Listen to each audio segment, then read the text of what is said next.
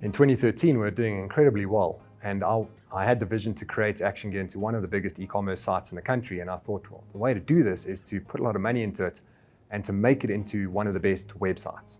And so I found some of the best developers in the country, and I asked them which is the best platform to choose, and their answer to me was Magento.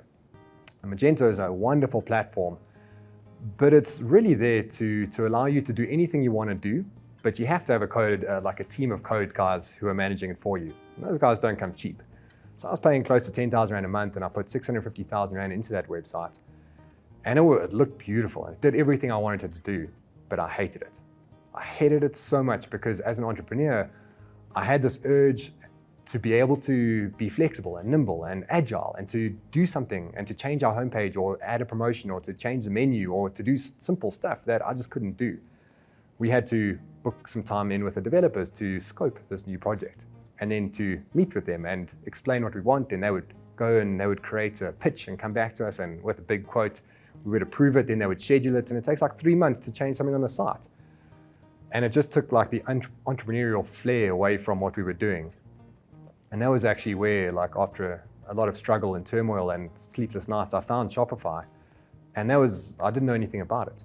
But over a weekend, I set myself the challenge to see if I could build a website that looked anything close to the 650,000 Rand website.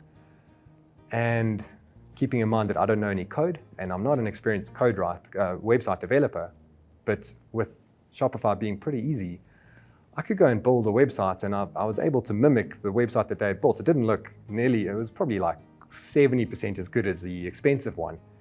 But on the Monday after I'd built this, I sent them the link and I said, hey, I got somebody to build me a site, what do you think? And they said, oh, that's pretty good. And I said, how much do you think I paid for it? They're like, 80,000 Rand. And their jaws hit the floor when I said, actually, I built this over the weekend. And their jaws hit the floor because they knew that I was not a code writer or a website developer. And yet I was able to build a website that looked similar to the one that they had built on a platform that cost a fraction of the cost.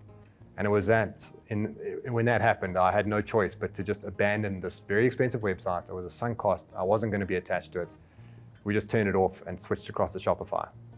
And when I did that, I think myself and my team collectively, we breathed a sigh of relief, because the next week it was Black Friday, Black Friday was around the corner, and we could jump on that. We could do a promotion, and without having to wait for developers to do it for us, we could be agile, we could be nimble, we could do what we wanted to do. And it brought that entrepreneurial spirit back into my business just by being able to do what we wanted to do and to be able to have control. And I often say, like, as a business owner who's in e-commerce, who's having an online business, your website is your business. And you shouldn't hand over the keys to your business to somebody outside of your business. That should be in-house. And so it really, in my opinion, is something that an online business should be entirely controlling. And if you look at the likes of Yappy Chef and Takealot and all the successful businesses, they run their own websites. There's no ways that they would have somebody outside of their business running their website for them. And so why would small entrepreneurs look to do that? You've got to see your website as being the core of your business, and you've got to learn how to do that yourself. And luckily today it's far easier than it has been ever before to be able to learn that. And maybe that's thanks to what we're doing at Insaka also, where we're upskilling people to know that it's not as difficult as they think. Like, it is something that you can do.